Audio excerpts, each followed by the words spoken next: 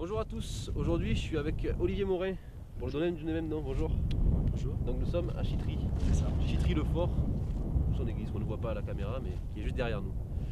Donc je vais vous demander Olivier de nous présenter un peu la région de Bourgogne en gros, puis on va un peu parler de l'appellation ici et votre domaine. Bon, comme vous l'avez dit, ici on est en Bourgogne. La Bourgogne, c'est pas grand mais c'est très long.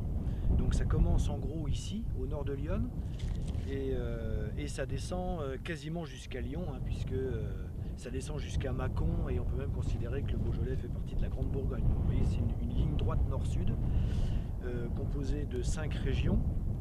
Donc le Beaujolais, le Mâconnais, la côte chalonnaise, la côte de Beaune, la côte de Nuits, et le vignoble de Lyon, dominé par le chablisien. Mais on distingue 3 vignobles dans Lyon, le Tonnerrois, le Chablisien et l'Auxerrois. Donc nous sommes ici dans l'Auxerrois, aux portes du Chablisien, parce que là où il y a l'autoroute, de l'autre côté c'est la vallée du Serein et donc le vignoble de Chablis. Et dans l'Auxerrois, on a plusieurs communes, dont la commune de Chitry, qui a sa propre appellation, Bourgogne-Chitry. D'accord. Donc qu'est-ce qu'on peut dire de cette appellation Alors, on est sur quel cépage Alors à Chitry, on cultive les cépages bourguignons, aligoté, chardonnay pour les blancs et pinot noir pour les rouges. Voilà, classique. Ça représente combien pour en superficie, Chitry? Chitry, il y a à peu près 200 hectares de vignes. D'accord. C'est un tout petit vignoble. Mais bon, moi, 200 hectares de vignes pour une commune viticole de Bourgogne, voilà, c'est dans la petite moyenne. Ouais, bien sûr. Avec une appellation qu'on appelle, bon c'est un peu technique, c'est Bourgogne régionale identifiée. C'est-à-dire que c'est pas Chitry tout seul, c'est pas Bourgogne tout seul, c'est bien Bourgogne plus le nom du village, Bourgogne-Chitry. D'accord. Voilà, c'est un niveau, dans la hiérarchie des appellations bourguignonnes, on est à ce niveau-là. Et ça, c'est officiel depuis 1993. Avant, on était Bourgogne. Et donc, Ok. on est Bourgogne-Chitry depuis ce temps-là. Ok. On va peut-être parler un peu plus du domaine. Donc, Ouais. Alors, nous, on est. C'est une maison, c'est une famille, une vieille famille, puisque mon grand-père s'était amusé à faire un arbre généalogique de notre famille. Et il était remonté jusqu'en 1650. Pas plus loin. c'est déjà, Parce c'est que déjà pas mal. c'est déjà pas mal, mais pas plus loin parce que l'église, enfin les archives de l'église ont brûlé, Ah, d'accord. et donc il n'y a pas d'archives plus anciennes. Alors on peut imaginer que ça va encore plus loin, mais en 1650, on avait déjà des ancêtres à Chitry, paysans vignerons à Chitry. Bien sûr. Donc ça va très loin. Et l'originalité chez nous, c'est que mon père et ma mère sont tous les deux de Chitry, de deux familles de vignerons à Chitry. Alors à l'époque, c'était des polyculteurs, hein. La spécialisation est un peu plus récente. D'accord. Et donc voilà, on est une vieille famille de vignerons. Et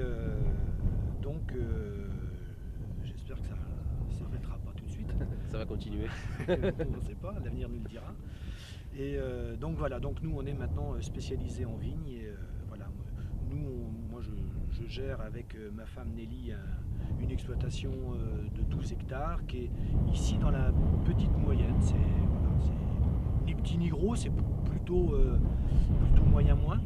D'accord. Mais on veut pas plus, ça nous permet D'avoir le contrôle. d'avoir le contrôle un peu. sûr. Alors on peut pas tout faire nous-mêmes, hein. On a bien sûr une équipe qui travaille avec nous, mais ça nous permet de ne pas faire par exemple que du commercial et de ne plus mettre les pieds aux vignes, ouais, ou l'inverse. Oui. Voilà.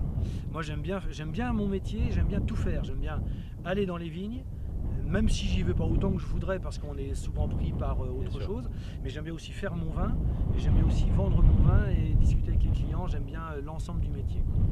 Mais tant mieux, tant mieux pour Voilà. nous.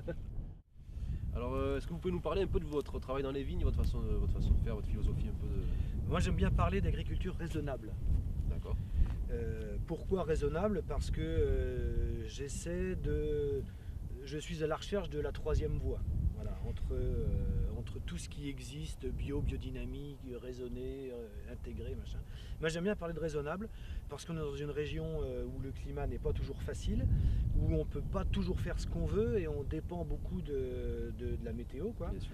Et voilà, donc un exemple de ce que j'appelle raisonnable, on n'emploie pas de désherbants chimiques. Là, on voit qu'il y a beaucoup d'herbes. Voilà, Un il y a herbement beaucoup naturel. d'herbes. En herbement naturel, alors voilà, je ne sème pas d'herbe, mais je laisse l'herbe pousser naturellement et on la contrôle de deux manières, en binant et en tondant. D'accord. Donc là, pour l'instant, on ne touche pas au sol parce qu'on craint les gelées de printemps qui vont pas tarder. Et donc, après les seins de glace, quoi, là, on va commencer à labourer les vignes pour que l'herbe ne monte pas trop haut, quoi. Et alors ça vous apporte quoi en fait l'enherbement? C'est vous, qu'est-ce que ça peut vous apporter? Ça peut être bénéfique pourquoi en quoi sur vos vins, sur vos vignes? Alors la première raison, ça retient la terre. D'accord. Ça limite l'érosion parce qu'en cas de gros orage, la terre pourrait descendre dans le bas de la vallée. Tout à fait. Hein, donc déjà, ça tient la terre. En plus, les racines structurent la terre, donc c'est-à-dire que l'eau descend mieux et l'oxygène aussi. Donc la terre est plus meuble, plus agricole si on veut, plus vivante. Et troisièmement, ça concurrence un peu la vigne. En fin de saison, si on a beaucoup de pluie, si on a une arrière-saison pluvieuse, la vigne n'aura pas l'occasion d'absorber l'eau puisque c'est l'herbe qui va le faire à sa place. Donc ça va éviter de faire gonfler les raisins et de les faire pourrir éventuellement. Voilà différentes raisons qui m'amènent à... Et puis en plus, bon, c'est un peu technique, mais on sait très bien que les racines de l'herbe sont entourées de petits champignons qu'on appelle des mycorhizes et qui participent à la vie du sol. En fait. C'est un ensemble.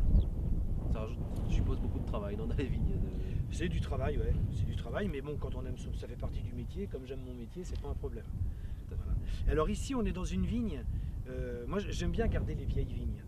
Et ça, c'est une vigne qui a été plantée en 55. Ah oui, quand même.